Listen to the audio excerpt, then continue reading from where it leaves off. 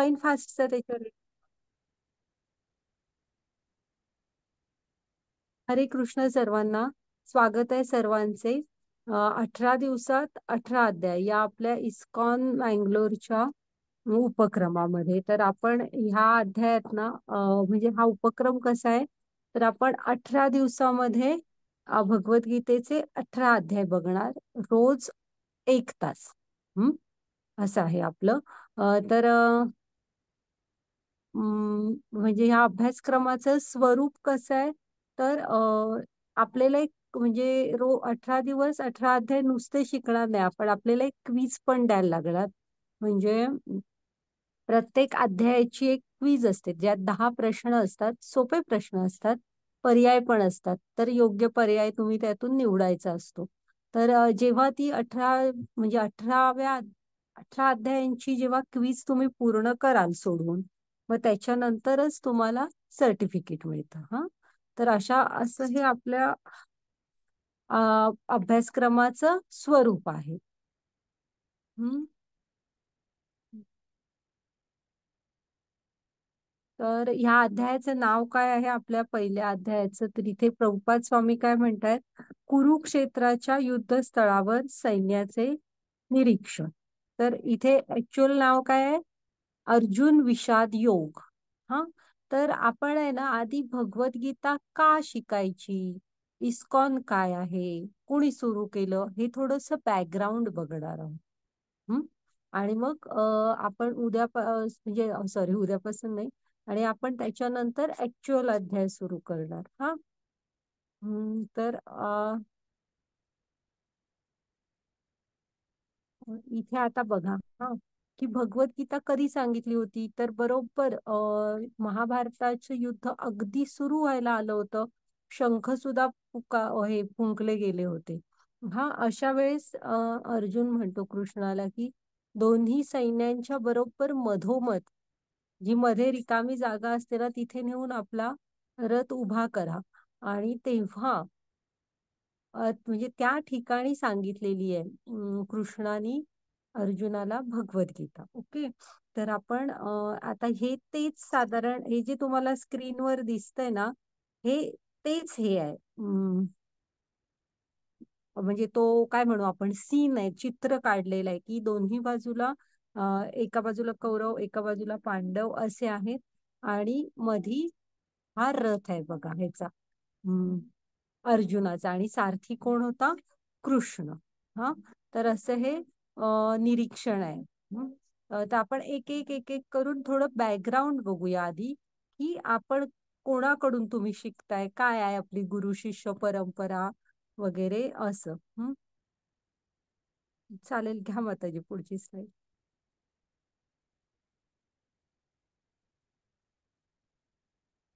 हा, थांबा, हा आपण आपलं मंगलाचरण म्हणूया तोपर्यंत. ओम अज्ञानतिमिरांधस्य ज्ञानांजन शलाकया चक्षुरुन्मीलितं येन तस्मै श्री गुरवे नमः. श्री चैतन्य मनोभीष्टं स्थापितं येन भूतले स्वयं रूप कदा मह्यं ददाति स्वपदान्तिकं. हे कृष्ण करुणा सिंधो दीनबंधो जगत्पते गोपेश गोपिका कांत राधाकांत नमोस्तुते. तप्त कांचन गौरांगी राधे वृंदावनेश्वरी वृषभानुसुते देवी प्रणमामि हरिप्रिये. नमा ओम विष्णुपदाय कृष्णपृष्ठाय भूतले श्रीमते भक्ति वेदांत स्वामी इति नामिने. नमस्ते सारस्वते देवी गौरवाणी प्रचारिणे निर्विशेष शून्यवादी पाश्चात्य देशतारिणे. जय श्री कृष्ण चैतन्य प्रभु नित्यानंद श्री अद्वैत गदाधर श्रीवासादि गौर भक्त वृंद. हरे कृष्णा कृष्ण कृष्णा हरे हरे, हरे राम राम राम हरे हरे. हरे कृष्णा हरे कृष्णा कृष्ण कृष्णा हरे हरे हरे राम राम राम हरे हरे. हम्म, स्वागत आहे हा सर्वांचे. आपल्या इस्कॉन मँगलोरचे अध्यक्ष नामानिष्ठ प्रभूजी त्यांना प्रणाम करते. पुन्हा आपल्या मराठीच्या ग्रुप हेड पूजा माताजी आणि ज्यांच्याकडून मी गीता शिकले त्या अन्वया माताजी, असे सगळ्यांना प्रणाम करते. आणि आपण आपला अध्याय हा सुरू करूया. तर हा 18 दिवसात 18 अध्याय हा आपला प्रवास आता सुरू करूया. ओके. तर हे स्क्रीनवर दिसत आहेत हे कोण आहेत? तर त्यांना सगळ्यांना म्हणजे हे मध्ये आपले कृष्ण आहेत, पण या बाजूला डाव्या बाजूला खाली हे इस्कॉन मँगलोरचे आपले राधा गोविंद आहेत, त्यांचे पण आशीर्वाद घेऊ. आणि उजव्या बाजूचे इस्कॉन म्हणजे काय तर आंतरराष्ट्रीय कृष्ण भावनामृत संघ. हा काय international society for Krishna consciousness. तर काय आंतरराष्ट्रीय कृष्ण भावनामृत संघ. मग ह्याचे संस्थापक आचार्य कोण आहेत? तर भक्ती वेदांत स्वामी प्रभुपाद. तर त्यांचे पण आशीर्वाद घेऊया. आणि आता आपण पुढे जाऊया. हा तर हे बघा, प्रभुपाद स्वामींचं थोडस बालपण आपल्याला इथे पाहावं लागेल. हा प्रभुपाद स्वामी लहान असताना म्हणजे त्यांचा जन्म अ, 1 सप्टेंबर 1896 मध्ये ना कोलकात्यामध्ये झाला. 1 सप्टेंबर 1896 ला. तर त्यावेळेस त्यांचे म्हणजे त्यांच्या वडिलांचं नाव होतं अभयचरण डे. सॉरी, प्रभुपाद स्वामींचं नाव त्यांनी ठेवलं अभयचरण. काय अभयचरण आडनाव डे होतं. तर प्रभुपाद स्वामींचं नाव काय अभयचरण डे. त्यांच्या वडिलांचं गौर मोहन डे आणि आईंचं नाव रजनी देवी होतं. मग ना जेव्हा बाळ झालं तेव्हा प्रभुपाद स्वामींच्या वडिलांनी ना त्यांची पत्रिका ह्यांना दाखवली होती. कोणाला सांगा, म्हणजे भटजींना असं. तर त्यांनी सांगितलं होतं पत्रिका काढून, म्हणजे पत्रिका तयार करून त्यांनी काय सांगितलं की हा मुलगा आहे ना, हा पूर्ण जगभर भागवत धर्माचा प्रसार करणार. हा वयाच्या 70व्या वर्षी सातासमुद्रापार जाईल. पुन्हा हा 108 कृष्णाची मंदिरं बांधेल असं. मग नंतर ह्यांचं लहानपण आहे ना तसं भक्तिमय वातावरणात गेलं. त्यांची आई आणि वडील हे दोघं पण हे होते, म्हणजे असे भक्त होते, भक्ती मार्गावर चालणारे. म्हणजे संध्याकाळी कापडाचे व्यापारी होते त्यांचे वडील. मग ते संध्याकाळी जेव्हा दुकान बंद करून येत ना तेव्हा म्हणजे स्नान संध्या करणे, भागवतम वाचणे, म्हणजे घरी म्हणजे वैष्णव सेवा करणे, पुन्हा भगवंतांना प्रसाद अर्पण करून मग आपण रात्रीचं भोजन करणे, असं म्हणजे कीर्तन करणे, असं भक्तिमय वातावरणात त्यांचं बालपण गेलं. मला तिकडे पहिली स्लाइड आहे ना त्यात दिसतंय बघा की ते म्हणजे लहान होते, ते 5 वर्षाचे होते बघा. तेव्हा ते काय म्हणाले माहितीये प्रभुपाद स्वामी, पुरीच्या जगन्नाथांची जशी रथयात्रा निघते ना तशी मला पण काढायची आहे. त्यांच्या वडिलांनी त्यांना छोटा छोटा रथ आणून दिला, तो असा बनवून दिला म्हणजे. आणि अर्च विग्रह दिले, असं सगळं साहित्य दिलं.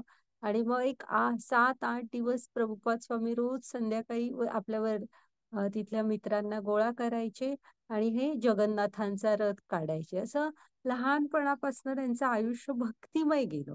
मग काय झालं माहितीये, आता हा मधला फोटो आहे ना ते प्रभुपाद स्वामींचे हे आहेत, गुरु म्हणजे आध्यात्मिक गुरु भक्ती सिद्धांत सरस्वती महाराज. तर काय होतं, त्यांचा एक मित्र असतो, तो काय म्हणतो, अरे आपण हे करूया म्हणून. म्हणजे एक स्वामी महाराज येणार आहेत, त्यांचं प्रवचन ऐकायला जाऊया. तर प्रभुपाद तेव्हा ते 22 वर्षाचे होते. हो, तर प्रभुपाद स्वामी काय म्हणतात, नाही मी तर म्हणजे मी तर नेहमीच जात असतो. आज काय असं खास यावं असं काय नाहीये. राहू दे म्हणत असतात. तर मित्र म्हणतात, नाही तुला ते माहित नाही, तू माझ्याबरोबर चलच म्हणून. आणि मित्र त्यांना ओढतच त्यांच्याकडे ना घेऊन जातो. मग जातात म्हणजे प्रभुपाद स्वामी पण जातात. तर आहे ना हे जातात आणि म्हणजे हे तसे हा पटकन यायचं असं बोलून जात लगेच यायचं असं ठरवून गेलेले असतात, थांबायचं नाही. पण मग जातात आणि भक्ती सिद्धांत सरस्वतींना पहिल्यांदा ते जे भेटतात ना, तर म्हणजे त्याच्यानंतर बराच वेळ म्हणजे पूर्ण ते पहिल्याच भेटीत कितीतरी तास प्रभुपाद स्वामी त्यांच्यावर चर्चा करत थांबतात. आणि ते प्रभुपाद स्वामींना काय म्हणतात माहितीये, हे बघ तुला दोन गोष्टी करायच्या आहेत. आपल्या म्हणजे हे जे आपलं वाङ्मय आहे ना आध्यात्मिक, ह्या आपल्या आध्यात्मिक ग्रंथांचा तुला पाश्चिमात्य भाषेत म्हणजे इंग्लिशमध्ये ट्रान्सलेशन करायचंय. आणि दुसरी गोष्ट, भागवत धर्माचा प्रचार करण्यासाठी तुला परदेशात जायचंय. तू परदेशात जा आणि भागवत धर्माचा प्रचार कर. तर हे काय प्रभुपाद स्वामी काय म्हणतात, की हे कसं शक्य आहे. तेव्हा तर ते साल होतं 1922. तर म्हणतात की हे तुम्ही म्हणताय तसं करायला, हा आता परकीयांची सत्ता आहे. हा, आणि हे कसं शक्य आहे ना, माझ्याकडे तेवढे पैसे पण नाहीत आणि कोण आपल्या ह्या ज्ञानाला, तुम्हाला तो काळ आपण पारतंत्र्यात होतो, फारसा मान नव्हता. तर ते खूप छान सांगितलंय बघा इथे, भक्ती सिद्ध म्हणजे गुरु आयुष्यात गुरु असतात. गुरूंचं येणं आपले जीवन बदलून टाकतात. भक्ती सिद्धांत सरस्वती काय म्हणतात माहित आहे, हे बघ ह्या ज्या परिस्थिती तू म्हणतोयस ना, की स्वातंत्र्य आपण पारतंत्र्यात आहोत, असं असं दुसऱ्या लोकांचं राज्य, ह्या तात्पुरत्या परिस्थिती आहेत. हे जीवन सतत बदलतं जीवन असतं. हे आज असं आहे तर उद्या बदलणार आहे. पण हे जे ज्ञान आहे ना, गीता, भागवत, हे ज्ञान सनातन ज्ञान आहे. ते चिरंतन म्हणजे ते कायम असणार आहे. त्यामुळे तू तो विचार करू नको. तू जा, मी सांगतोय म्हणून तू जा. पण मग त्याच्यानंतर मी म्हटलं तसं प्रभुपाद स्वामी खूप तास, जवळजवळ 4 तास त्यांच्यावर बोलत थांबतात. पण ते म्हणजे हे नाही होत. म्हणजे ही त्यांची पहिली भेट असते. पण ते म्हणजे त्यांच्या लक्षात असतं नेहमीच. त्याच्यानंतर ना 1922ला हे पहिल्यांदा भेटतात आणि 1933 मधून त्यांच्याकडून दीक्षा घेतात. हा, पण प्रभुपाद स्वामी इथंच त्यांचा फार्मसीचा बिझनेस होता. तो कोलकात्यातच होता. पण परदेशात जात नाहीत. मग असा टाइम म्हणजे आता तिसऱ्या ह्याच्यात ना, म्हणजे ते त्यांचं वैयक्तिक आयुष्य जगत खूप प्रयत्न करत असतात. बॅक टू गॉड हेड म्हणजे अजूनही आहे, जाऊ देवाची या गावा म्हणून इस्कॉनचं एक आपल्या हे आहे, काय म्हणतात त्याला, पुस्तक. हा, पत्रक निघत. मग ते स्वतःच लिहित असतात, स्वतः छापून घेत असतात, विकायचा प्रयत्न करत असतात. असं बरंच गीता भागवतचा हा प्रसार करण्यासाठी करत असतात, पण भारतातच राहून. मग काय होतं माहित आहे, असेच काळ जात राहतो, काळ जात राहतो. आणि मग म्हणजे प्रभुपाद स्वामीच म्हातारे वयस्क होतात. माताजी पुढची स्लाइड घ्या. आणि मग प्रभुपाद स्वामी मधल्या काळात पूर्ण संन्यास घेऊन येऊन वृंदावनात राहत असतात. गीता भागवतचा प्रसार करायला खूप प्रयत्न करत असतात. मग त्यांच्या मनात असतं की आपल्या गुरुजींनी आपल्याला सांगितलेलं होतं की तुला भागवत धर्माचा प्रसार करण्यासाठी परदेशात जायचंय म्हणून. हा, मग ते त्यांनी ना आपल्या म्हणजे भगवद्गीतेचं वगैरे इंग्लिशमध्ये तोपर्यंत ट्रान्सलेशन करून लिहून ठेवलं होतं. म्हणजे स्वतः हाताने लिहिलेलं आहे, ते लिहून ठेवलं होतं लक्ष देऊन व्यवस्थित. पण कसं तेवढं पैसे नव्हते. मग परदेशात आता 1965 मध्ये गेले ते. ह्याचं नाव जलदूत आहे ह्या जहाजाचं. तर ह्या जहाजाने ना पहिल्यांदा ते 13 ऑगस्ट 1965 ला ह्याला जातात, अमेरिकेला. मग होतं काय, एक मिनिट हा.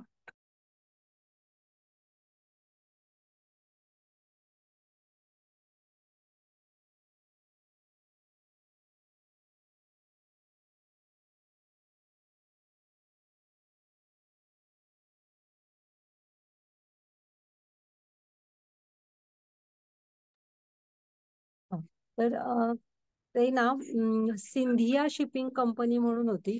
त्यांच्या मालकीणबाई होत्या सुमती देवी मुरारी. मग त्यांना प्रभुपाद स्वामी जाऊन भेटतात आणि सांगतात की असं असं मला अमेरिकेला जायचं तिकीट द्या. तर ते म्हणतात, तुमचं वय बघा, तुम्ही कसं जाणार? तुम्हाला सहन होणार नाही हा प्रवास." मग परत येतात. पुन्हा काही दिवसांनी जातात आणि भेटतात. मग त्या काय करतात, तर मगाशी ते जलदूत जहाज होतं ना, मग ते मालवाहू जहाज होतं. त्या जहाजाचं एक तिकीट देतात त्यांना, ह्याला जायचं, अमेरिकेला. मग तुम्ही लक्षात घ्या, तो प्रवास किती अवघड असेल. जवळ कित्येक महिन्याचा प्रवास होतो. आणि त्या प्रवासात आहे ना, प्रभुपाद स्वामींना हे नसतो, म्हणजे काय सांगा, कम्फर्ट. आता ते मालवाहू जहाजात न जातात त्यात, आणि हे वय एवढं 69 वय, 70 वय असतं तेव्हा त्यांचं. आणि पूर्ण म्हणजे 2 वेळा हार्ट अटॅक आलेला आहे प्रभुपाद स्वामींना त्या प्रवासात. पण कुठे ना एक दिवस ना त्यांना कृष्ण जहाजाला खालून हात लावतायत असं दिसतंय. म्हणजे मग प्रभुपाद स्वामी विचार करतात की कोण बरोबर असेल अगर नसेल, पण कृष्ण आपल्या बरोबर आहे. हा असा म्हणजे जहाजाला तळातनं हात लावून येत आहेत असं दिसत असतं. मग जातात, बोस्टन मध्ये जातात, त्यांच्या मित्राच्या मुलग्याच्या घरी उतरतात. पण तिथून पुढे न्यूयॉर्कला जातात आणि न्यूयॉर्कमध्ये रोज संध्याकाळी एका पार्क मध्ये बसून ना हरे कृष्णाचं हे करत असतात. हरे कृष्णाचं काय म्हणू, कीर्तन करत असतात. नामजप असतो ना, ते कीर्तन. पण त्यांच्या आजूबाजूला हळूहळू मुलं, म्हणजे तरुण मुलं वगैरे येऊन बसत असतात.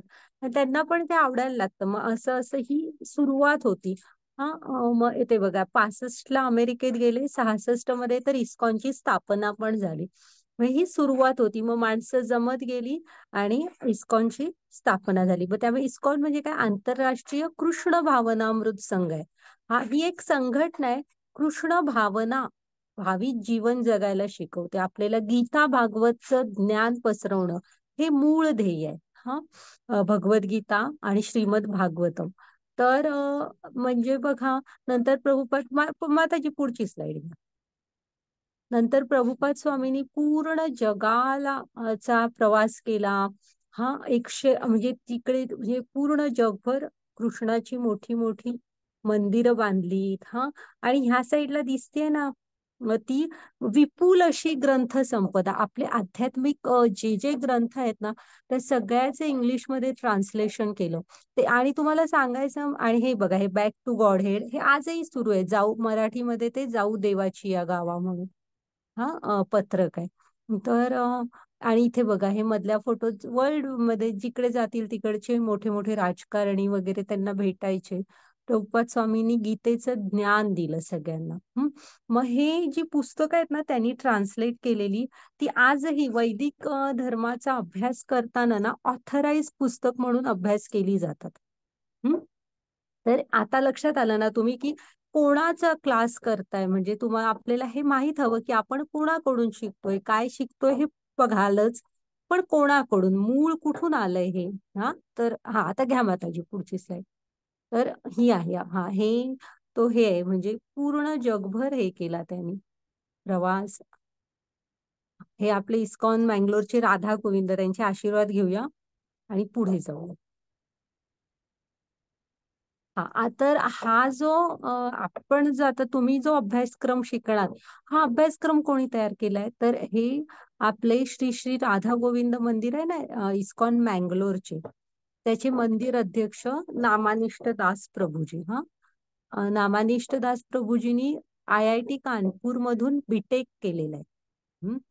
तर कसं झालं, हा अभ्यासक्रम कसा सुरू झाला, तर जेव्हा कोरोना आला, म्हणजे कोरोनाच्या आधी ही लोक शाळांमध्ये जाऊन, कॉलेजेसमध्ये आणि असं गीता भागवतचा प्रसार करायचे.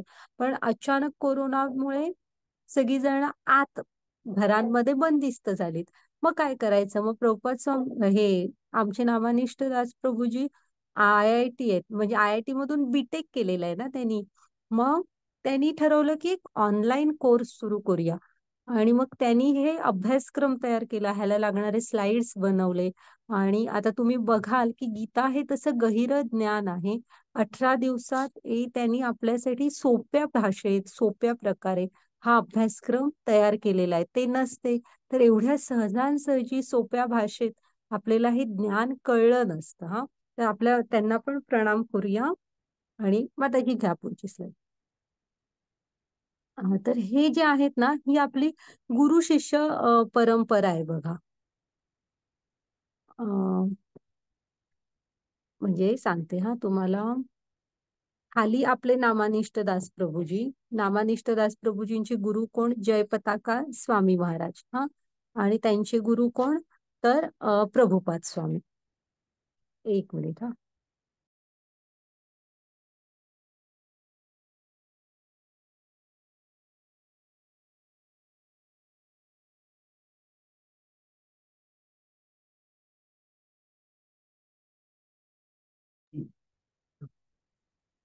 हा. तर सॉरी हा. तर ही आपली गुरु शिष्य परंपरा आहे आणि डिटेल आपण बघणारच आहोत. तर हे म्हणजे जयपताका स्वामी महाराज हे स्ट्रेट प्रभुपाद स्वामींचे शिष्य आहेत. हा, चालेल, घ्या माताजी पुढची स्लाईड. तर आता गीता ह्या विषयाकडे वळूया. ही झाली आपली इस्कॉन बद्दलची माहिती, आंतरराष्ट्रीय कृष्ण भावनामृत संघ. हा, आता माताजी पुढची स्लाइड घ्या. आपण थोडा हा, तुम्ही जो क्लास घेतलाय हा लहान मुलांसाठी आहे. ओके, ह्यामध्ये स्लाइड्सची संख्या जास्त आहे, गोष्टींची संख्या जास्त आहे. हा, तुम्हाला सोप्या भाषेत शिकायसाठी. तर भगवद्गीता ह्या शब्दाचा अर्थ काय आहे? भगवत गीता, दोन शब्द आहेत त्याच्यात. एक आहे भगवत, दुसरा आहे गीता. तर भगवत म्हणजे कोण? भगवान. भगवानांनी स्वतः त्यांच्या मुखातून गीता म्हणजे काय? संगीत आहे, गीत आहे. मग भगवंतानी गायलेलं गीत आहे. गीता काय आहे? तर भगवंतानी गायलेलं गीत आहे. हा, मग ते काय आहे त्याच्यात ते आता बघूया. पण इथपर्यंत म्हणजे भगवद्गीता काय? तर ते कृष्णाने गायलेलं गीत आहे. मग आता आपल्याला घ्या मग त्याची पुढची स्लाईड. तर आपल्याला गीतेमधून काय काय मिळतं बघा. तर गीतेमधून आपल्याला ना ह्या गोष्टी मिळतात. तुमच्या सर्व समस्यांची, प्रश्नांची उत्तरं मिळणार तुम्हाला गीतेमध्ये. हा, ते असं पुस्तक आहे की त्याच्या पलीकडे काहीही प्रश्न उरणार नाहीत. गीता तुमच्या सर्व प्रश्नांची उत्तरं देणार. हे प्रेरणेचे पुस्तक आहे. ह्यातून आपल्याला जीवन जगण्याचं बळ मिळतं, प्रेरणा मिळते. आणि हा आध्यात्मिक शब्दकोश आहे, म्हणजे हे अध्यात्माविषयी सगळं सांगते. हा, आता हे सगळं आपण हळूहळू जसं शिकाल तसं तुम्हाला कळेल. घ्या माताजी पुढची स्लाईड. हम्म, तर आता भगवद्गीता की नाही, म्हणजे कुणासाठी आहे? तर हे काय आहे? हे आता आपण कृष्णाने गायलेले गीत आहे. हा, मग कसं आहे ते? आता बघा, आपण एखादी वॉशिंग मशीन आणली, तुम्ही काय इलेक्ट्रिक गॅजेट आणलं की तुम्हाला काय मिळतं? तर तुम्हाला एक युजर मॅन्युअल मिळतं बघा. पुस्तक असतं छोटंसं, बारीक बारीक अक्षरांमध्ये लिहिलेलं की ही वस्तू कशी वापरायची. पण मनुष्यांसाठी कुठं तसं, कुठं काय तुम्हाला दिसतं कोणी लिहिलेलं? माणूस म्हणून आपलं कसं वागायला हवं, आपण आपली काय कर्तव्य आहेत. हा, हे म्हणजे जसं एखाद्या वॉशिंग मशीन आणि एखाद्या टीव्हीला आपण देतो एवढं एवढं मोठं युजर मॅन्युअल. हा, पण मनुष्यांविषयी काहीच नसेल की मनुष्यानी कसं वागायचंय, काय अपेक्षा आहेत त्यांच्याकडून. तर भगवद्गीता आपल्याला हे सारं सांगते. त्यामुळे असं समजा की भगवद्गीता हे जीवनाचं पुस्तक आहे, की जीवन कसं जगायचं, काय आहे जीवन, म्हणजे हे सगळं सांगणारं म्हणजे जीवनाचं पुस्तक आहे. त्याला युजर मॅन्युअल म्हणा वाटल्यास तुम्ही, मनुष्य जीवनाचं युजर मॅन्युअल आहे किंवा मनुष्य जीवनाचं पुस्तक आहे. आपण कसं जगायचं वगैरे ह्याचे नियम आणि सगळं सांगितलेलं आहे. हा, घ्या माताजी. किंवा कोण आहोत आपण, कुठून आलो, का आलो. आता तुम्हाला कधी वाटलं ना की कृष्ण म्हणजे कृष्णा किंवा प्रभू, आता जे कोण आहे देवा, तू माझ्याशी बोल, माझ्याशी बोल, बोल, बोलत का नाहीस? तर आहे ना, आपण गीता उघडून वाचायची. हा, ते बघा इथे त्यांनी सांगितलंय, जेव्हा असं वाटलं ना आपल्याला माझ्याशी बोल तू कृष्ण, तेव्हा त्यांनी गीता आपल्याला दिलेली आहे. कृष्ण आणि गीता वेगळे नाही. हम्म. हा, घ्या माताजी पुढची स्लाईड. तर हे काय म्हणतायत बघा, आपण वाटतं हरे आपणच गीता शिकून वेळ फुकट घालवतोय वगैरे असा विचार करू नका. इथे महात्मा गांधी म्हणजे ही लोकांनी पण गीतेचा अभ्यास केला होता जीवनात, तसे वागत होते ते. इथे काय म्हणतायत महात्मा हरे गांधी, जे लोक कृष्ण बोलू का गीतेवर मला? ध्यान करतात. हा वाचा माताजी. हरे कृष्ण. जे लोक गीतेवर ध्यान करतात त्यांना दररोज नवीन आनंद, नवीन अर्थ प्राप्त होतात. जेव्हा ते मी पण वाचा. भगवद्गीता जेव्हा मी भगवद्गीता वाचतो आणि असे वाटते की देवाने हे विश्व कसे तयार केले आहे, जे इतके भव्य आहे. हरे कृष्ण. हा, तर हे महात्मा गांधी म्हणतायत बघा, की तुम्ही गीतेवर ध्यान कराल तर एक वेगळाच आनंद, दररोज नवीन आनंद, नवीन अर्थ मिळेल. आणि खालचे आहेत ते आईन्स्टाईन आहेत. आईन्स्टाईन काय म्हणतात, मी जेव्हा भगवद्गीता वाचतो ना, तेव्हा असं वाटतं की देवाने हे विश्व कसे तयार केले, जे इतके भव्य आहे. हा, म्हणजे ही लोक पण गीताचा अभ्यास केलेला होता. हा, घ्या माताजी पुढची स्लाईड. हा. मग आता इस्कॉनची भगवद्गीताच का? आपण भगवद्गीता शिकतो ती प्रभुपाद स्वामींनी लिहिलेली, जशी आहे तशी. हम्म. आपल्या भगवद्गीतेच्या पुस्तकावरच लिहिलेलं आहे, की धराल ना तुम्ही इथे, तर जशी आहे तशी असं. मग हीच भगवद्गीता का?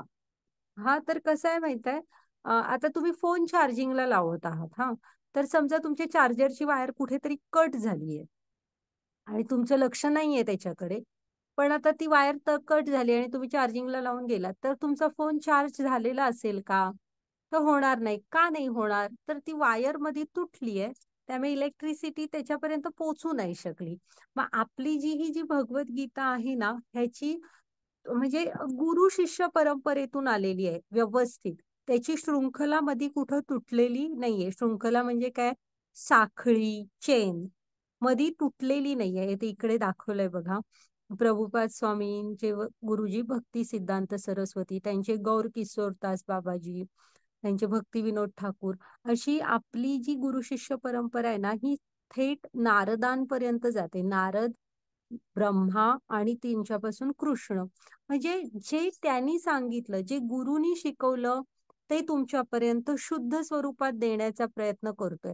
मला वाटतं म्हणून माझ्या मनाच्या 100 गोष्टी त्यात घालणे असा कुठेही प्रकार झालेला नाही. जे गुरुनी शिकवलं ते शुद्ध ज्ञान जसंच्या तसं पुढं आणलेलं आहे. आता आम्ही तुम्हाला जे शिकवणार ते जे शिकलो ते शिकवतोय.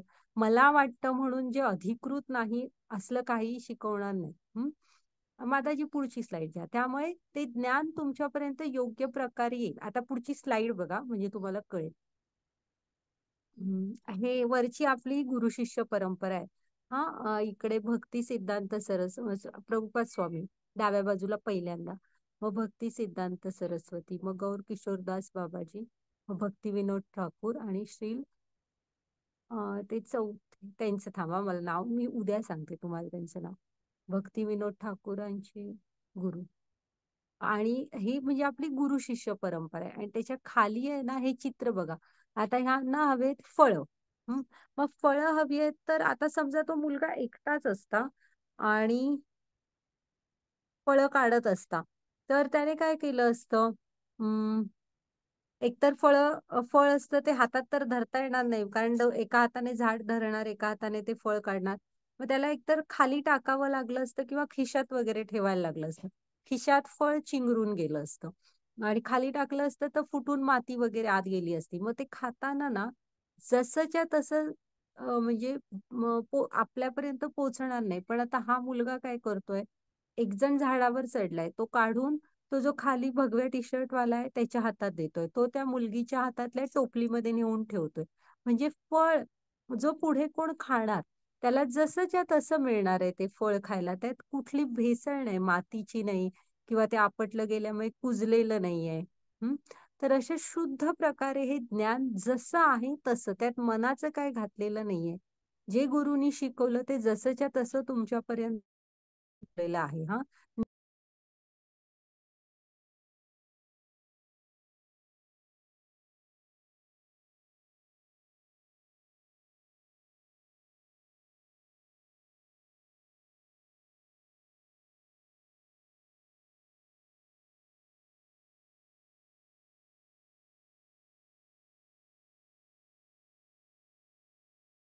हरे कृष्ण माताजी.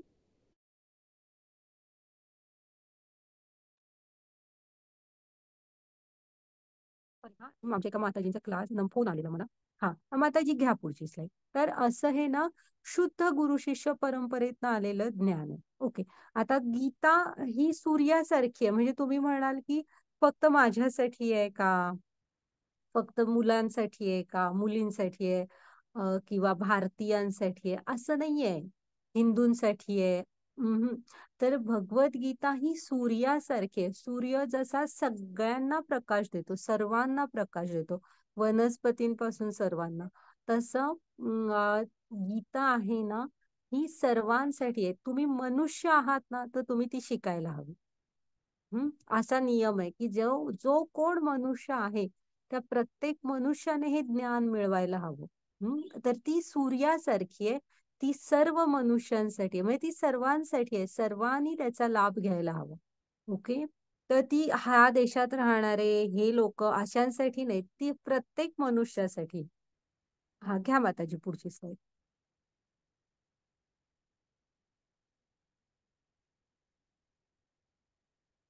ओके. तर हा आहे ना भगवद्गीता, हा 18 अध्यायांचा म्हणजे एक विशाल ग्रंथ आहे तो. म्हणजे भगवद्गीतेच्या व्यवस्थित अध्ययनास जवळपास 1 वर्ष लागेल. 18 दिवसात आपण कृष्ण आणि अर्जुन यांच्यातील विचारांच्या प्रवाहावर लक्ष केंद्रित करू. म्हणजे ना हा म्हणजे तुम्ही सांगितलं ना, आता खूप तेवढी गहिरीच आहे. हेच बघायचं झालं तर नामदेवानी म्हटलेलं आहे बघा, की एक तरी ओवी अनुभवावी ज्ञानेशाची. म्हणजे खूप काही नका करू, जीवनात ज्ञानेश्वरीतली एक तरी ओवी उतरवून बघा.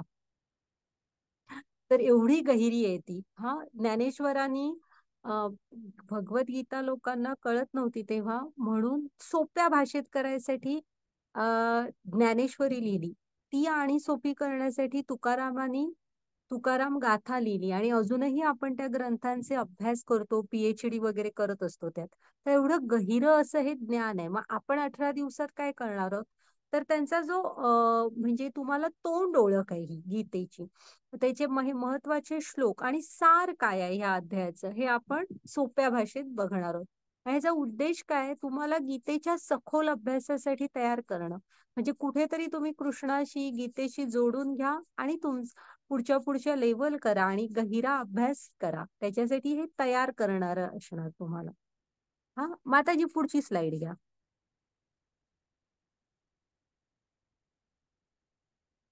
तर चला आपला प्रवास सुरू करूया आपण. प्रत्येक प्रवास हा एका पावलाने सुरू होतो. चला गीतेच्या गूढ प्रवासाला सुरुवात करूया. तर आपले स्वागत आहे. हा, तर महाभारताचा भाग आहे भगवद्गीता. कशाचा भाग आहे, कशामध्ये सांगितली गेली आहे, तर महाभारतामध्ये सांगितलेली आहे. आणि हा तो सिच्युएशन आहे बघा, की दोन्ही बाजूला हे होतं. म्हणजे एका बाजूला कौरवांचं सैन्य, एका बाजूला पांडवांचं सैन्य. अगदी सुरुवात म्हणजे होणार होती युद्धाला, तेव्हा अर्जुन म्हणतो की मला निरीक्षण म्हणजे मला बघायचंय, तू बरोबर मध्ये जी रिकामी जागा असते ना, तिथे नेऊन रथ उभा कर. आणि तेव्हा सांगितलेली आहे कृष्णाने अर्जुनांना भगवद्गीता. माताची पुढची स्लाइड घ्या.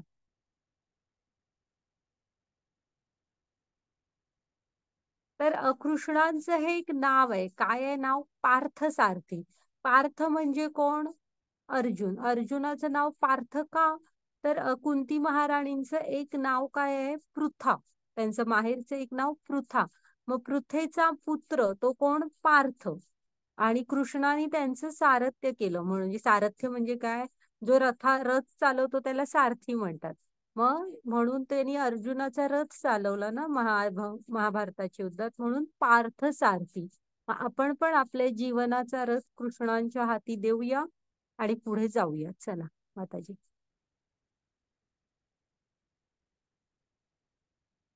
तर गीतेमध्ये ना 700 श्लोक आहेत. एकूण 700 श्लोक आहेत. त्यामधले 574 कृष्णांच्या मुखातून आलेले आहेत. 84 अर्जुनाचे आहेत. संजय त्यांचे 41. संजय कोण? तर धृतराष्ट्राला ना, म्हणजे धृतराष्ट्राच्या मुखातला एक आहे. तर धृतराष्ट्र हा आंधळा होता आणि त्याला त्याच्या राजमहालात बसून आता आपण लाईव्ह कसं बघतो तशी ह्या संजयाला ना व्यास मुनींनी दिव्य दृष्टी दिलेली होती आणि तो तिथं बसून आखो देखा हाल म्हणतात ना, तसं धृतराष्ट्राला सांगत होते. तर ते संजयाच्या मुखातले 41 आणि धृतराष्ट्राचा 1 असे हे अध्याय श्लोक आहेत. हा, घ्या माताजी पुढची स्लाईड.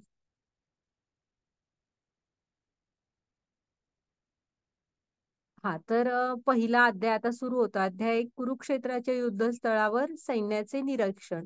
आणि याचं नाव काय आहे? अर्जुन विषाद योग. माताजी घ्या पुढची स्लाइड. की असं काय माहितीये, विषाद म्हणजे काय असतं? घ्या माताजी पुढची स्लाइड. की अर्जुनाला विषाद झाला होता. विषाद म्हणजे काय? तर दुःख. दुःख खूपच जास्त झालं होतं. कशाचं दुःख झालं होतं? म्हणजे युद्धाचं, म्हणजे मी सांगितलं ना, युद्ध अगदी सुरू व्हायला आलेलं असताना काय बरं दुःख झालं अर्जुनाला एवढं? ते आता आपण बघूया. म्हणजे कुरुक्षेत्राची लढाई लढण्यास अर्जुनाची अडचण होती. काय होती ती अडचण? मग तो म्हणतो चला तिथं मध्ये घेऊन जाऊया आपण. मधोमध रथ घेऊन जाऊया. मग ते माताजी तीच घ्या स्लाइड, हे आपण खूप पुढे आलो. हा रथ मध्ये मध्ये घेतला आणि आजच्या अध्यायात कृष्णांचं काही कृष्ण बोललेले नाहीत. दुसऱ्या अध्यायापासून बोलायला सुरू होतात. जेव्हा अर्जुन त्यांना विनंती करतात की मी काही आता मला समजत नाही आणि तुम्हाला मार्गदर्शन कर, तेव्हा दुसऱ्या अध्यायापासून 45 मिनिटात गीताचा सांगितलेली आहे. हा, किती? 45 मिनिटात कृष्णाने अर्जुनांना. म्हणजे ही पार्श्वभूमी आहे, बॅकग्राऊंड आहे गीतेचं. घ्या माताजी पुढची स्लाईड. असं अथांग बघा दिसतंय, ते समुद्रासारखं सैन्य होतं समोरासमोर आणि त्याच्या बरोबर मध्येही होते. हा, आता तुम्ही म्हणाल की माताजी ह्याच्या पुढची स्लाइड कुठली आहे? हा, मग या तर हा, तर तुम्ही म्हणाल ना की आता मग एवढं गीता अशी आहे तशी आहे, तर मग आम्ही शिकून त्याचा का उपयोग? आम्ही शिकावं का? मी का ना? तर कसं आहे ना, ही एक गोष्ट आहे, कुठल्या तरी पुराणात ही गोष्ट आहे की एकदा काय होतं माहित आहे, एक चिमणी ना समुद्राच्या शेजारी अंडी घालते. हं? मग अंडी घातल्यावर आहे ना, एक दिवस भरतीचं पाणी येतं आणि ते समुद्राचं पाणी भरतीचं वाढलं ना, आणि ते पाणी जाताना तिची काठावरची अंडी पण घेऊन जातं. आणि ते चिमणीला जेव्हा बघते ना ती आपली अंडी पाण्याबरोबर गेली, ती खूप दंगा करायला चूचू करून सुरू करते आणि समुद्रावर भांडायला लागते की तू माझी अंडी परत दे म्हणून. नाही, तो समुद्र काय काय बोलतच नाही, लक्ष देत नसतो ना. मग ती म्हणते तू मला नाही दिलीस ना, तर मी चोचीने, हे पाणी आहे ना तुझं, ते असं चोचीने बाहेर टाकून तुला आटवेन. तर समुद्र हसायला लागतो, लक्ष तर देतच नाही. मग ना ती सुरू करते एक एक चोचीने ना असं पाणी असं बाहेर नेऊन टाकत असते. ते आकाशात ना गरुड बघतात. हा, आणि गरुड खाली येतात आणि समुद्राला सांगतात की तू तिची अंडी परत दे म्हणतात, नाही दिलीस तर मी तुला आटवून टाकणार म्हणून. हम्म. मग समुद्रदेव प्रकट होतात आणि लगेच ते चिमणीची अंडी परत देतात. तर आपण असतं ना, आपण ते चिमणी सारखे आहोत. म्हणजे आपला प्रयत्न बघत असतात कृष्ण. आपण आपल्या परीने आपले प्रयत्नही करायचे असतात. तुमच्या छोट्याशा प्रयत्नाची सुद्धा नोंद कृष्ण घेत असतात. हा, तर असा नका विचार करू मला हे कळणार आहे का, हे शिकून मला का उपयोग, असं नाहीये. ते सगळ्यांसाठी आहे आणि तुम्ही किती छोटे छोटे प्रयत्न करता ते प्रत्येक गोष्ट कृष्ण बघत असतात. हा, तर हा, घ्या माताजी पुढची स्लाइड. तर आता इथे कसं आहे माहितीये, आता हे चेहरे दाखवलेत बघा की भगवद्गीतेचे पहिले श्रोते कोण आहेत? अर्जुन आहेत. हा, आप आणि म्हणजे सांगितली कोणी? कृष्णांसाठी. पण असा विचार करू नका की फक्त अर्जुनाला सांगितले आम्ही का ऐकायची, तसं नाहीये. तर ते अर्जुनाचं निमित्त करून सर्वांसाठी सांगितलेली आहे गीता. हा, तर घ्या माताजी पुढची स्लाइड. हे गीता महात्म्य आहे. हे सगळे हे आपण वाचायचे नाहीत, आपलं 6वा आहे. हा, हे तुम्ही म्हणजे जेव्हा आपण घरी कधी गीता वाचाल ना, तुम्ही 18 अध्याय वाचून झाले की हे गीता महात्म्य वाचावं, असं हे तुम्हाला युट्यूब वर पण मिळेल.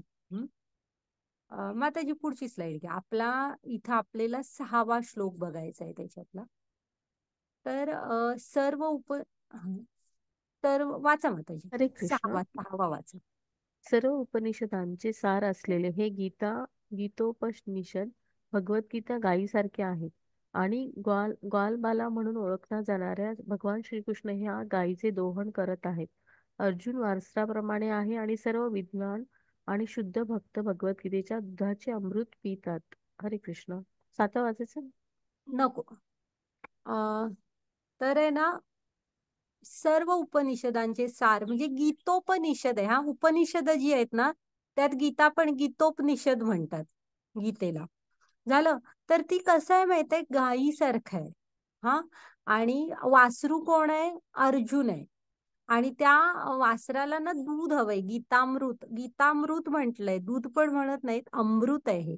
तर हे गीतामृत त्या वासराला कोण देणार आहे? तर तो कृष्ण जो आहे ना, तो आहे गोपाल. तो आहे तो गाईचं दोहन. म्हणजे हे कृष्णाने हे गीतामृत आपल्यासाठी दिलेलं आहे. म्हणजे अर्जुनाचं निमित्त करून साऱ्यांसाठी, हम्म, आपल्यासाठी हे गीतेचं अमृत आपल्यासाठी कृष्णाने दिलेलं आहे. म्हणून तिथे दिलंय बघा, अर्जुन वासराप्रमाणे आहे आणि सर्व विद्वान आणि शुद्ध भक्त भगवद्गीतेच्या दुधाचे अमृत पितात. कृष्णाने काढून दिलेलं आहे, कृष्ण दोहन करतायत. ओके. आणि हा 7वा पण तुम्ही वाचा नंतर. लक्षात ठेवा की एक देव कुठला आहे? देवकी आणि म्हणजे देवकी यांचा पुत्र कृष्ण. एक मंत्र कुठला? हरे कृष्ण. त्याचा प्रार्थना, त्याचा जप. हा, चालेल. हे वाचा तुम्ही नंतर. एकच शास्त्र कुठलं? गीताशास्त्र. तर चालेल. आता आपण आहे ना, खूप हे शिकतो की विषय हे म्हणजे तुम्ही भूगोल, इतिहास, विज्ञान, गणित, भाषा विषय असं सगळं शिकतो. पण मनुष्य जीवनाविषयी आपण काही शिकत नाही. तर ते आता आपण गीतेमधून शिकूया की तुम्ही मनुष्य आहात म्हणून तुम्ही कसं वागायला हवं. तर ते गीता आपल्याला बरंच सांगते ते सगळं, ते सगळ्या प्रश्नांची उत्तरं. हा, घ्या माताजी पुढची स्लाइड. तर अर्जुन विषाद योग.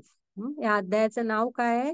अर्जुन विषाद योग. तो बघा, अर्जुन त्यांना ह्या अध्यायात ना पूर्ण म्हणजे जेव्हा पूर्ण शरण जातो तेव्हाच दुसऱ्या अध्यायापासून कृष्ण बोललेत. आणि ते किती देखणे वगैरे होते बघा कृष्ण. तुम्हाला दिसेल या चित्रात. मनमोहन आहेत ते. घ्या माताजी पुढची स्लाइड.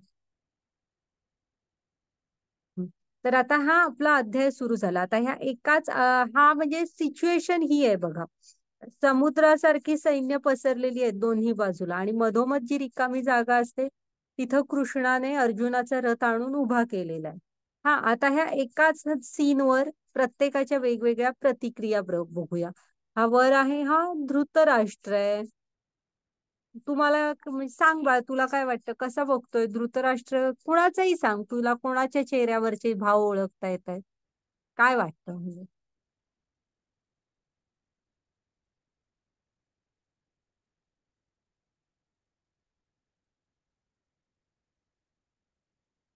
ठीक आहे. तर हा धृतराष्ट्र आहे ना, तो बघा विचारात आहे, काय चाललंय काय चाललंय असं ते. म्हणजे युद्ध सुरू का करत नाहीयेत असं. हा हा अर्जुन आहे, हा दुःखात बुडालाय. कसलं झालंय अर्जुनाला एवढं दुःख? अश्रू येत आहेत डोळ्यातून.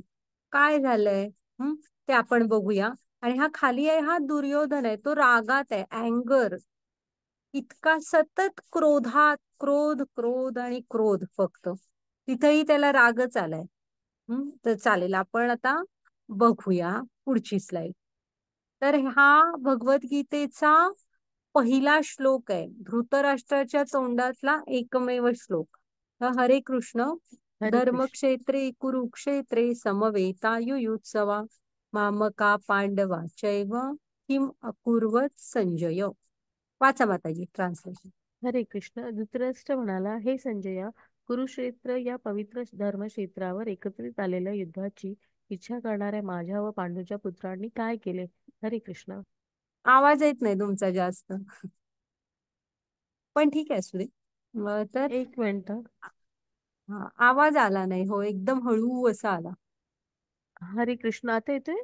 धृतराष्ट्र म्हणाला, हे संजया, कुरुश्रेष्ठ या पवित्र धर्मक्षेत्रावर एकत्रित आलेल्या युद्धाची इच्छा करणाऱ्या माझ्या व पांडूच्या पुत्रांनी काय केले? हरे कृष्ण. आवाज नाही येते का माताजी? हा, आता आला, थोडा आला आला. तर हे बघा हा, इथे काय विचारलंय की धृतराष्ट्र उवाच, म्हणजे धृतराष्ट्र म्हणाला. तर काय म्हणाला? ही प्रत्येक शब्द आहेत ना, हे महत्वाचे आहेत. धर्मक्षेत्री कुरुक्षेत्रे, म्हणजे तिथं ते स्थान पण सांगितलंय. हे युद्ध कुठून सुरू होतं? तर कुरुक्षेत्रावर सुरू होतं. हे कुरुक्षेत्राची रणांगण भूमी म्हणून निवडलेली. मग ह्या कुरुक्षेत्राला ना धर्मक्षेत्र म्हणायची. का धर्मक्षेत्र म्हणायची? तर फक्त द्वापार युग नाही, म्हणजे त्या युगातच नाही, तर मागच्या कित्येक युगांपासून त्या भूमीवर फक्त पवित्र धार्मिक कार्य व्हायची. वेगवेगळे ऋषी मुनी, अगदी देवी देवता सुद्धा येऊन ना तिथं धार्मिक कार्य करायची. तप, जप, वेगवेगळे यज्ञ, असं. त्यामुळे ते धर्मक्षेत्र होतं. मग ह्याला एक चिंता काय होती माहितीये? ते धर्मक्षेत्र आहे म्हणजे तिथे विजय हा धर्माचा होणार. हं, हे एक तर त्याला क्लिअर होतं. त्यामुळे त्याला ती काळजी होती की त्या धर्मक्षेत्रावर नक्की चाललंय काय. तर तो काय म्हणतोय की धर्मक्षेत्रे कुरुक्षेत्रे, ते साधं क्षेत्र नव्हतं, म्हणजे नुसतं कुरुक्षेत्र नव्हतं, तर ते धर्मक्षेत्र होतं. हा, आणि ही पद्धत असते की तुम्ही कुठं हे चाललंय हे स्थान सांगायचे. समवेता युयुत्सवा, युयुत्सव म्हणजे काय? युद्ध करायला उत्सुक असणाऱ्या सगळ्यांबरोबर ना, मामका, माझी मुलं आणि पांडूची, पांडवाचैव म्हणजे पांडूच्या मुलांनी किमकुर्वत, म्हणजे काय केलं? तर तो काय म्हणतोय? मामका म्हणजे माझ्या आणि पांडूच्या मुलांनी काय केलं. म्हणजे इथे बघा हा, माताजी पुढची स्लाइड घ्या, की हा श्लोक बरंच काय काय आपल्याला सांगून जातो. आता ही त्या म्हणजे असू दे हेच. तर हे धर्मक्षेत्र होतं, म्हणजे दूध आहे असं समजा तुम्ही.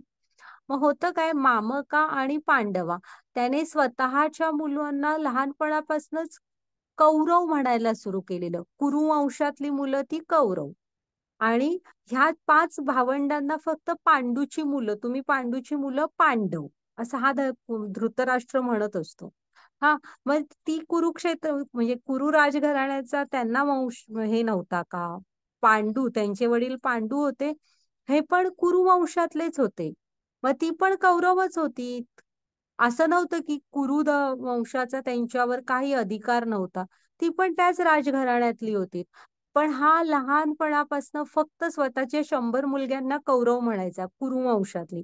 आणि त्यांना लहानपणापासून तुम्ही पांडूची 5 मुलं वेगळी, पांडव असं.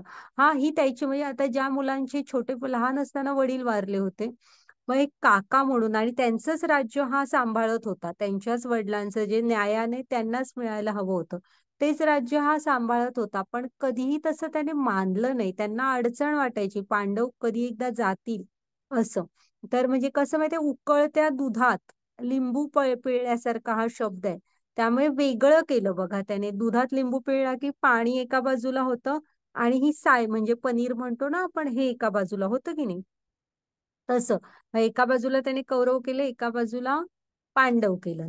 हा, ह्या 2 शब्द.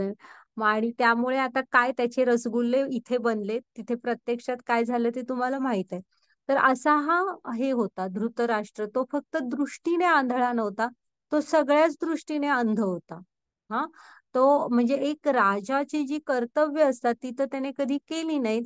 पण हे असं की फक्त आंधळी हे भक्ती, की मला राज्य हवं, कसंही करून हस्तिनापूर माझंच राहायला पाहिजे. त्यासाठी त्याच्या दुर्योधनाने किती किती अन्याय केले. सगळ्याकडे त्याने आंधळाच होता, पूर्ण दुर्लक्ष केलं.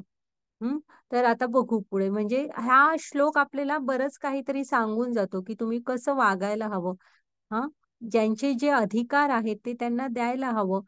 ती जर का तुमची म्हणजे तुझी 100 मुलं तुझी होती, तर ती 5ही तुझीच होती. चला आता आपण पण बघूया काय झालं पुढे. घ्या माताजी पुढची स्लाईड.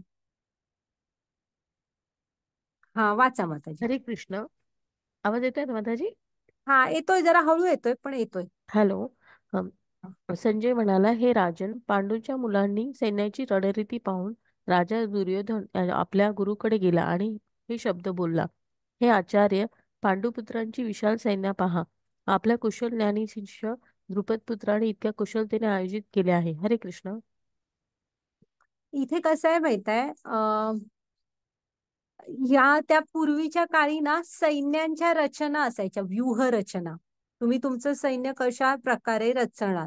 हा मग हे हा जो दुर्योधन असतो ना, तो बघतो की पांडवांची तेव्हा सेनापती कोण होता, दृष्टद्युम्न म्हणून होता त्यांचा, द्रौपदीचा भाऊ.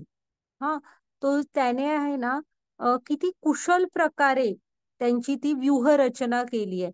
म्हणून आता ह्याला खरं तर युद्धाला तोंड फुटायची वेळ होती. हा, अशा वेळेस हा ह्यांच्याकडे जातो, कुणाकडे, द्रोणांकडे, आणि त्यांना ओरडत असतो. हा, पण असं करायची एक गरज नव्हती. पण तो म्हणजे क्रोधात आंधळा असल्यासारखा होता, त्यामुळे तो चिडतो आणि जातो. आता चिडायचं कारण काय, कारण ह्यांचे पण सेनापती चांगले होते, ह्यांची पण व्यूहरचना होती. पण प्रॉब्लेम काय होता माहितीये, तर हे तो जो दृष्टद्युम्न होता ना, तो कुणाचा शिष्य होता, गुरु द्रोणांचा शिष्य होता. हा, आणि गुरु द्रोणांनी त्याला अतिशय चांगल्या प्रकारे सगळं ज्ञान दिलेलं होतं, आणि आता तो त्यांच्या विरुद्ध वापरत होता. म्हणून ह्याला राग येतो की बघा, की तुमच्या त्या कुशल ज्ञानी शिष्य द्रुपद पुत्र म्हणजे द्रुपद राजाचा मुलगा दृष्टद्युम्न, त्याने किती कुशलतेने हे आयोजित केले आहे. म्हणून आलेला असतो तो तिथे ओरडायला. हा, घ्या माताजी पुढची स्लाइड. हा, तर हे बघावे त्याच्या चेहऱ्यावरचा तो राग बघा, केवढा अँगर आहे त्याला. म्हणजे त्याला किती राग होता पांडवांविषयी वगैरे. हा, तो धृतराष्ट्र बघितला, ज्याने कधी पांडवांना आपलं मानलंच नाही. आता हा इतका सतत राग, पांडवांचा एवढा रागच्या छोट्या भीमाला विषप्रयोग करून तळ्यात फेकून दिलं, लाक्षागृहामध्ये जाळायचा प्रयत्न, असे किती किती ते म्हणजे द्यूत क्रीडेमध्ये फसवून वनवासात पाठवलं. आता हे महाभारताचं युद्ध, म्हणजे केवढा केवढा त्रास दिला. तर हा होता दुर्योधन. मागे बघितला आता धृतराष्ट्र, आणि आता आपण अर्जुन बघू कसा आहे बघा. तो म्हणजे मन किती शुद्ध होतं त्याचं. हे वाचू काय मी? हरे कृष्ण. हरे सघोषो धार्तराष्ट्राणा हृदयानीव दापयारत नटवच्च पृथ्व्य चैव तुमुलो भय्यू नादयन. हरे कृष्ण. हा विविध प्रकारचा शंख निनाद वाढतच गेला. या निनादाचे आकाश व पृथ्वी दुमदुमून गेले आणि धृतराष्ट्र पुत्रांची हृदय विदीर्ण झाली. हरे कृष्ण. तर आहे ना, युद्धाच्या आधी तेव्हा प्रत्येकाचे आपले आपले शंख होते. हा, कृष्ण अर्जुनांचा देवदत्त वगैरे अशी नावं पण आहेत. त्या अध्याय तुम्ही वाचा नक्की, गीता घरातली उघडा आणि वाचा. प्रत्येकाच्या शंखांची नावं वगैरे दिलेली आहेत. तर हे जे काय होतं माहित आहे, प्रत्येक जण आपले आपले शंख वाजवायला सुरू करतो. मग हा शंख निनाद वाढत जातो. हा, आणि ह्या म्हणजे कुणाच्या, पांडवांच्या बाजूचे, हे पांडवांच्या बाजूचे प्रत्येक जण आपले आपले शंख फुंकायला सुरू करतात.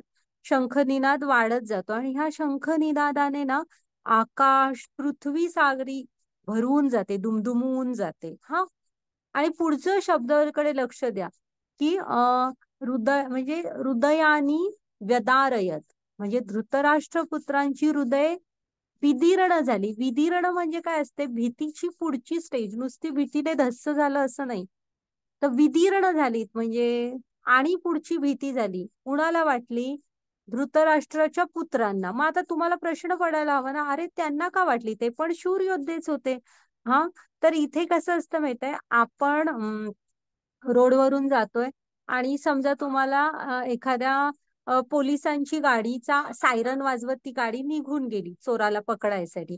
तर तुम्ही काय म्हणाल, मनात विचार करतोच ना आपण, की हा ठीक आहे, चोराला पकडायसाठी ही गाडी गेली. हा, असा विचार आपण करणार. पण जो चोर असणार त्याच्या हृदयात धस्स होणार ना असं. तसं त्यांच्या हृदयात झाले ते, म्हणजे भीतीने विदीर्ण झाली त्यांची हृदय. का झाली? कारण अधर्माच्या बाजूने होती म्हणून. हम्म, घ्या माताजी पुढची बार. हा, आता इथे अर्जुन बघा, हा अर्जुन का रडतोय, आपल्याला प्रश्न पडणारच ना. बाबा अर्जुनाला काय झालं एवढं रडायला? अश्रू हा तो अर्जुन आहे जो धुरंधर योद्धा. म्हणजे बघितलात वनवासामध्ये पण काय असं म्हणजे वेगवेगळी अस्त्र-शस्त्र गोळा केलीत. असा एक शूर योद्धा का बरं रडतोय? तर तो दुःखात बुडाला होता. हम्म. पण दुःखात काय आहे? त्याने ही कारणं सांगितली आहेत कृष्णाला, अर्जुनाने. बरोबर मध्ये नेऊन हा रथ, की काय कारण आहेत? दया, आनंद नाही, पाप, पारिवारिक परंपरा आणि असमंजस, ही 5 कारणं. आपण एक एक बघूया हा. माताजी पुढची स्लाइड घ्या.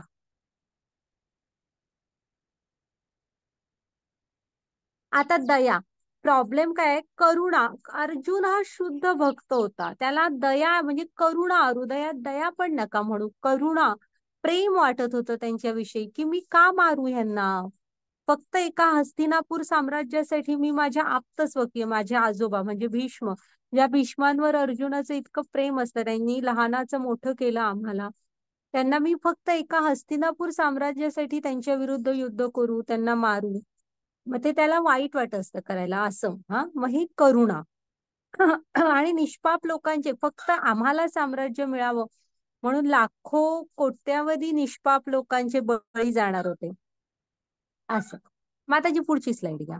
हे पहिलं कारण. दुसरं, आनंद नाही. त्याला कसं म्हणणं होतं, की जे काय आपण करतो ह्यात आपल्याला आनंद मिळायला हवा. तर हे युद्ध करताना तो हस्तिनापूर साम्राज्य जर का असं हे आपल्या लोकांबरोबरला मारून मिळत असलं, आपल्याच चुलत भावंडांना वगैरे, तर तो म्हणत होता की मला यात आनंद नाही वाटणार. हम्म. म्हणजे मी जे हे करतोय त्यात. पुन्हा मग तो काय म्हणत होता, तिसरं कारण पाप. मी का घेऊ पाप? गुरु हत्या, म्हणजे भावांची हत्या, व आजोबांची हत्या, अशी पाप मी का घेऊ एका हस्तिनापूर साम्राज्यासाठी? तर मला ते नकोच. आता तुम्ही इथे विचारसरणीतला फरक लक्षात घ्या. एक तो दुर्योधन आहे, धृतराष्ट्र आहे, त्याच हस्तिनापूर साम्राज्यासाठी एवढा एवढा अन्याय, एवढं एवढं अधर्म, आणि एवढं सगळं ज्या पांडवांवर त्यांनी केला, त्यातला अर्जुन काय विचार करतोय बघा, की मी एवढ्याशा हस्तिनापूर साम्राज्यासाठी मी का हे पाप करू? म्हणजे हे शुद्ध भक्त होते, दुसऱ्याचा विचार करत होते ते. हम्म. हा, घ्या माताजी पुढची. आता तो चोरी करतोय तो बघा, तो मुलगा. पारिवारिक परंपरा. कसं होतं ना, तेव्हा फक्त पुरुष सैन्यात असायचे.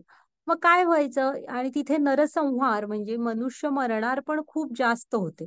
मग अर्जुन काय विचार करत होता, शेवटी तो क्षत्रिय होता. क्षत्रिय कसा असतो? दुसऱ्याचं रक्षण करणं, दुसरी सुखात राहणं, हे एका राजाचं, म्हणजे तो राजा होता, असं कर्तव्य असतं ना, की आपली प्रजा सुखात राहावी. मग तो काय विचार करत होता, घरातले कर्ते पुरुष या युद्धात मारले जाणार, राहणार कोण? स्त्रिया, अतिशय वृद्ध माणसं आणि छोटी छोटी मुलं, एवढी पाठीमागे राहणार. मग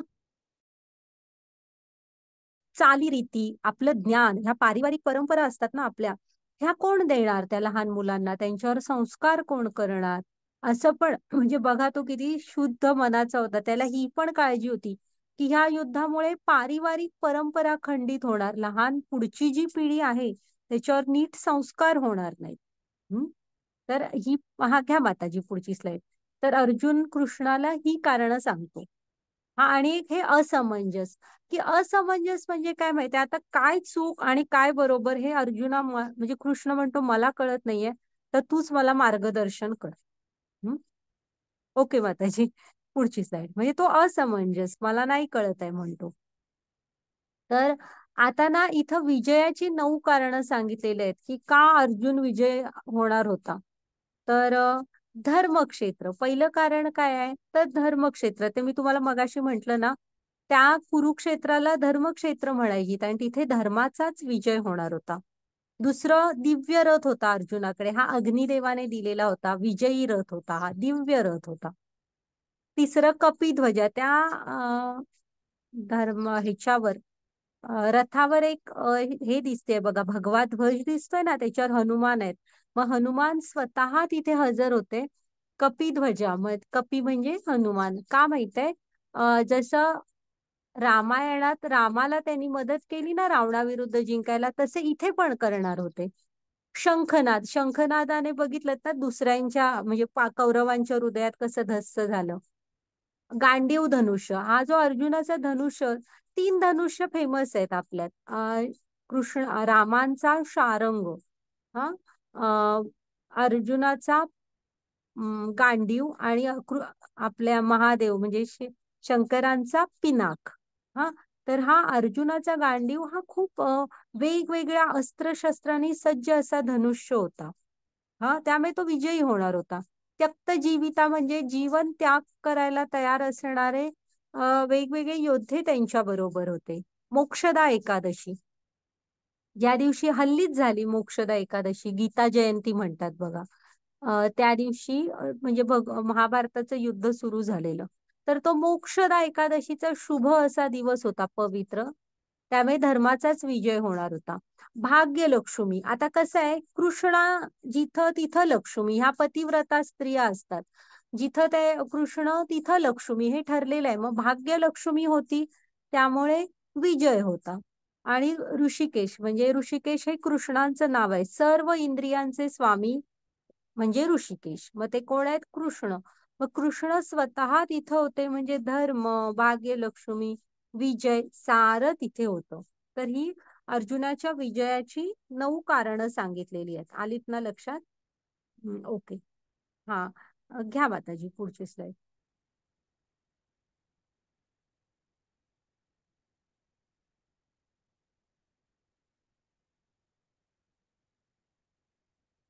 हा तर हे भगवद्गीतेचे 5 विषय सांगितलेले आहेत इथे. ईश्वर, जीव, प्रकृती, काळ आणि कर्म. मग आता तुम्हाला कळणार नाही, आपण स्लोली बघणार आहोत. भगवद्गीता हे 5 विषय आपल्याला शिकवते, की ईश्वर, जीव, प्रकृती आणि काळ आणि कर्म. ओके. आता भगवद्गीता आपल्या जीवनाचे पुस्तक आहे. हम्म आपण आज काय काय बघितलं बघा. भगवद्गीता हे आपल्या जीवनाचे पुस्तक आहे. भगवद्गीतेचे 5 विषय कुठले? ईश्वर, जीव, प्रकृती, काळ आणि कर्म. आपण हळूहळू बघू. हे 5 विषय शिकवणार आपल्याला गीता. हम्म घ्या माताजी पुढची स्लाइड.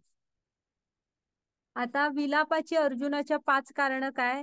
त्याला दया वाटत होती. दुसरं, आनंद नव्हता. तिसरं, पाप. पाप का करू? चौथं, पारिवारिक परंपरा. आणि 5वं, असमंजस.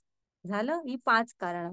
आणि अर्जुनाच्या विजयाची 9 कारणं आपण काय बघितली, तर ते एकतर धर्मक्षेत्र, दिव्य रथ, कपिध्वजा, शंखनाद, गांडीव धनुष्य, त्यक्त जीविता, मोक्षदा एकादशी, भाग्यलक्ष्मी आणि ऋषिकेश.